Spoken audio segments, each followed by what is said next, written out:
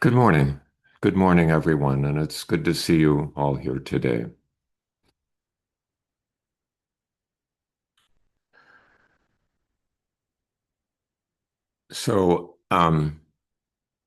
A couple weeks ago, Sustama Kim Smythe talked to us about compassion, and she leads a Pure Land Buddhist group in the UK. Um, and the section I would like to talk about today from the platform Sutra, the teachings of Huineng, has to do with the Pure Land. So, just a little bit of background for those who may not be familiar with this. And forgive me if I get some of this not quite right. We can discuss it later. But Pure Land Buddhism has been around for as long as Mahayana has been around. And it relies on a legend about Amida Buddha. It assumes that there were many Buddhas, not just Shakyamuni Buddha, the historical Buddha that you hear talked about frequently, but there have been many, many Buddhas in the past, in eons past. And Amida Buddha was one of those. And Amida Buddha became awakened because there was a bodhisattva named Dharmakara who made a vow that he would not be awakened unless his Buddha land, every Buddha has a Buddha land, unless his Buddha land could be such that anyone who would recite his name, even as few as 10 times, would be reborn there in a situation that would be very favorable for awakening. The usual distractions and hindrances and things that get in our way here in this world would not be present, so that we could, being reborn there, could become Buddhas without much difficulty.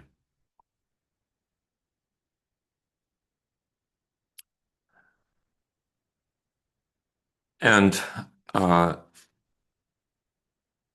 the Pure Land Buddhist tradition includes those who interpret that legend rather literally, and those who interpret it more figuratively or mythologically. The section in the Platform Sutra that I'll be reading, it's section number 35, regards a question that one of the lay attendees asks Huineng, who is titled the Master here, or also the sixth patriarch.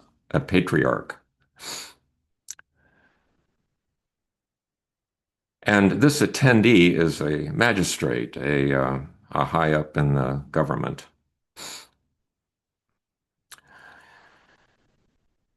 And the question the magistrate has is this: Your disciple sees monks and lay people who keep chanting Amida Buddha in hopes of being reborn in the Western paradise. The Pure Land is um, located far to the west. It's a world far to the west of ours. Could the Master please tell us if we can be reborn there or not? so that our doubts may be put to rest. And Huineng responds. He says, "If your eminence will listen, I will explain. When the Blessed One, Shakyamuni Buddha, was in Shravasti, he preached about the Western paradise in order to convert people. The sutras clearly say that it isn't far from here. It was only for the sake of those with shallow roots that he said it was distant. But he said it was near for those with greater wisdom. There are two kinds of people, but not two kinds of Dharma. Dharma being teachings, reality. Delusion and awareness differ, and understanding can be fast or slow. Deluded people may chant the Buddha's name in order to be reborn there, while those who are aware purify their own minds. This is why the Buddha said, as their minds are purified, their Buddha lands are purified. Your Eminence, if people here in the East simply purify their minds, they will be free of impediments, of sin. But if people in the West have impure minds and go too far, the deluded among them may wish to be back here in the East. The two places are both the same. As long as the land of your mind isn't impure, the Western paradise isn't far off. But if your mind gives rise to impure thoughts, chanting the Buddha's name won't get you reborn there. You'll travel 100,000 miles before you eliminate the 10 evil deeds, and another 8,000 before you put an end to the 8 wrong ways.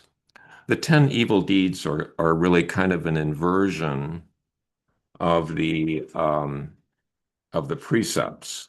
So the 10 evil deeds would be killing, murder, theft, sexual misconduct, lying, slander, gossip, profanity, avarice, anger, and delusion. And the delusions that are referred to here, the primary delusion is that of what the Buddha called the conceit of I am. You might say it's a belief, a fixed belief in a permanent self, permanent separate self. Or another way of phrasing it is the belief that if I get what I want, and if I avoid what I don't want, then I will be happy. And often such wishes start with, if only. If only he, she, or they wouldn't do what they're doing, things would be fine. If only this hadn't happened, everything would be fine. So the 10 evil deeds are, as I indicated, and the 10 good deeds are just the inverse of that, the precepts, not killing, not abstaining from those evil deeds. Now, the 8 wrong ways are just an inversion of the Eightfold Path.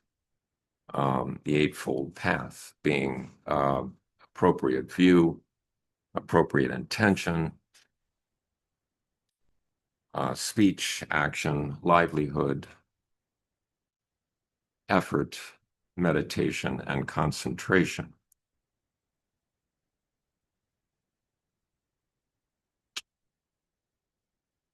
So, but if you just practice with a straightforward mind, you'll be there in a finger snap. You'll be in the Pure Land in a finger snap. Your Eminence, if you just practice the 10 good deeds, why would you need to be reborn somewhere else? And unless you stop thinking about the 10 evil deeds, what Buddha will welcome you? Once you realize the direct teaching of no birth, Seeing the Western paradise only takes an instant. If you don't realize the direct teaching of the Mahayana, chanting the Buddha's name to be reborn there will only take you on a long road that never arrives. The sixth patriarch, Huineng, then went on.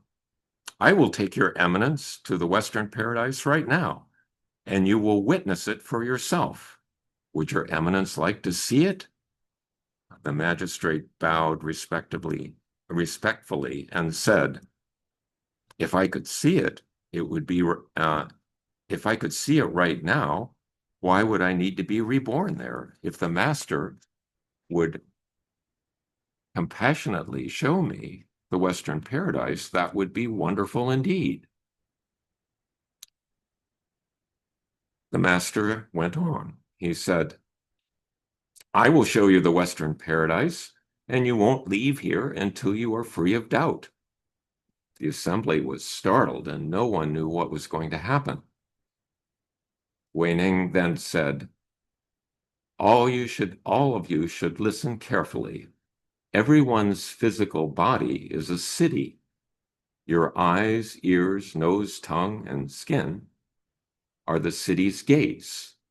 These 5 gates are on the outside, and on the inside is the gate of the intellect.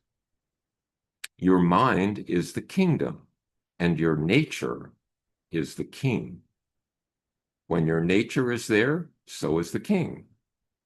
When your nature is gone, the king is gone too. When your nature is present, your body and mind are present. When your nature is absent, your body and mind cease to exist. The Buddha is a creation of your nature. Don't look outside your body. When you're blind to your own nature, the Buddha is an ordinary being. When you're aware of your own nature, an ordinary being is the Buddha. The nature here is what has been referred to previously as Buddha nature. And it goes by a number of different terms: essential nature, original self, true self. It's a capacity that is associated with clarity and goodness.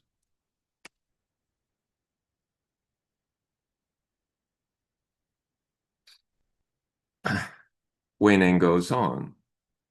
Compassion and kindness are Avalokiteshvara. Joy and detachment, or joy and equanimity, are Mahastama. Power and purity are Shakyamuni. Impartiality and directness are Maitreya. The self is Mount Sumeru, and the deluded mind is the ocean.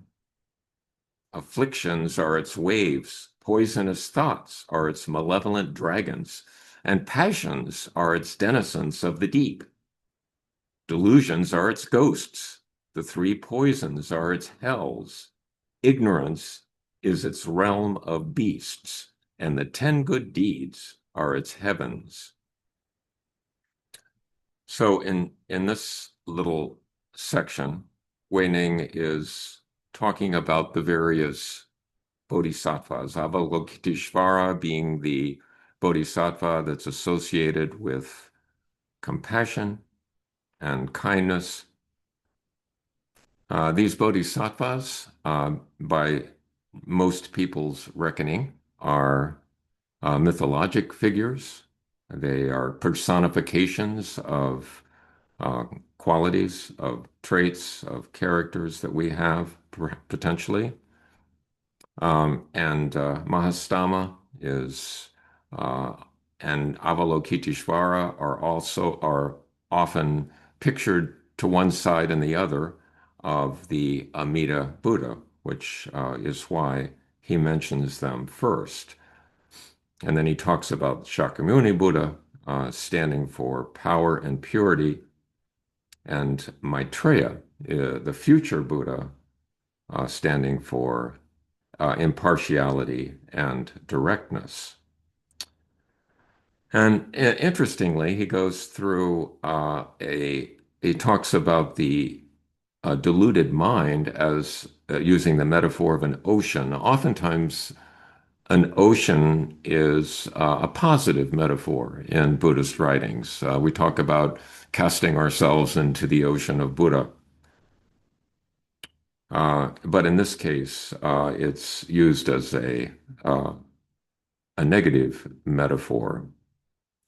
So he says, compassion and kindness are Avalokiteshvara, joy and equanimity are Mahastama, power and purity, Shakyamuni, impartiality and directness, Maitreya.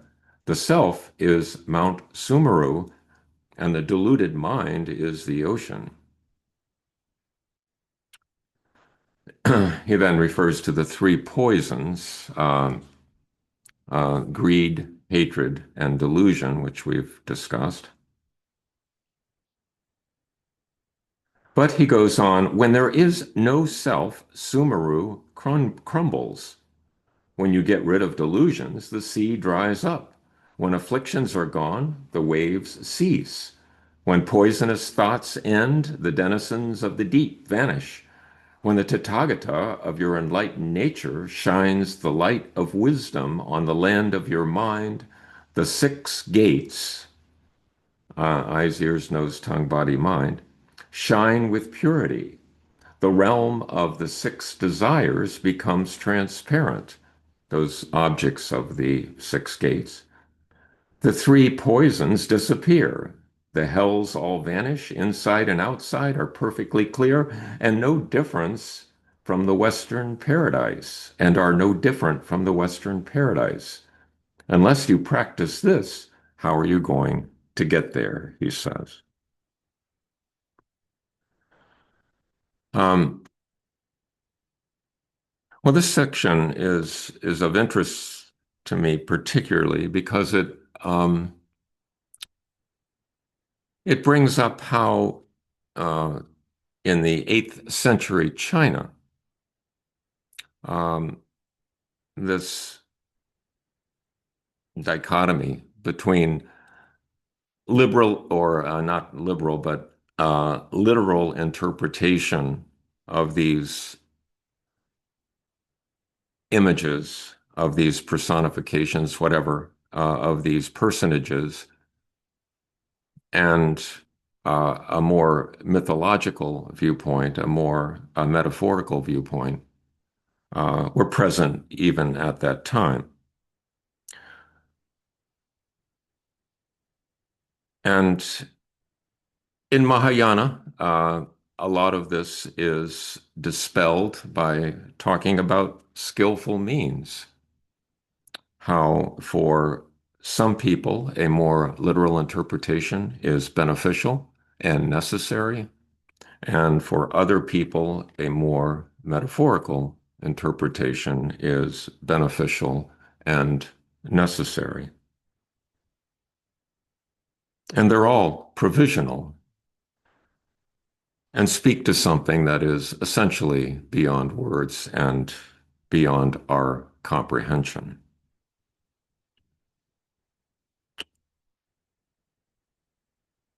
But in the Pure Land tradition, there is uh, there's something sort of far away and in the future to which one can be reborn, if you're interpreting it that way, or in the tradition that Huineng is espousing. They talk about the Buddha nature, which is more internal, more inside.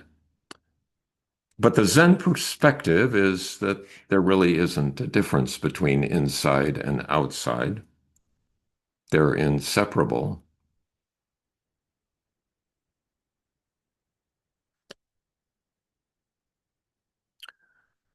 So there's not need for any real um, contrariness about these perspectives. The difference is a matter of perception, and our perceptions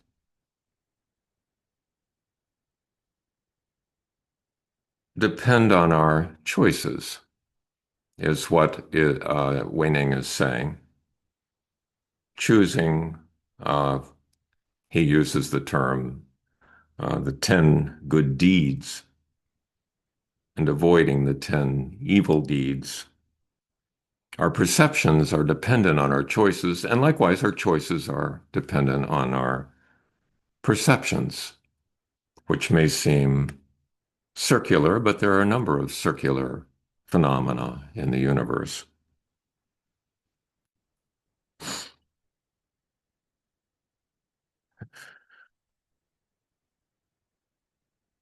So both of these,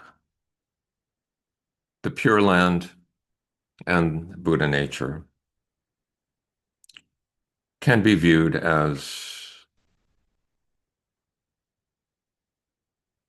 metaphors for something that we don't really understand, but imply that everyone, every sentient being, has this capacity, this ability.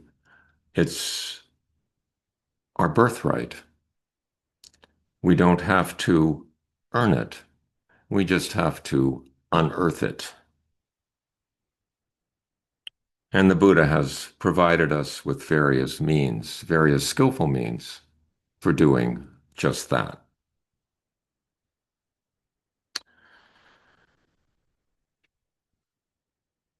I think the question that we're always left with is how do we bring these teachings? How do we apply these skillful means in a world that seemingly is becoming more chaotic?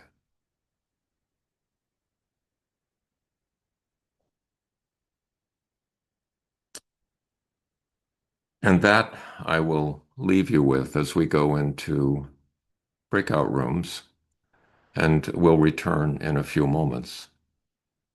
Thank you very much for listening today.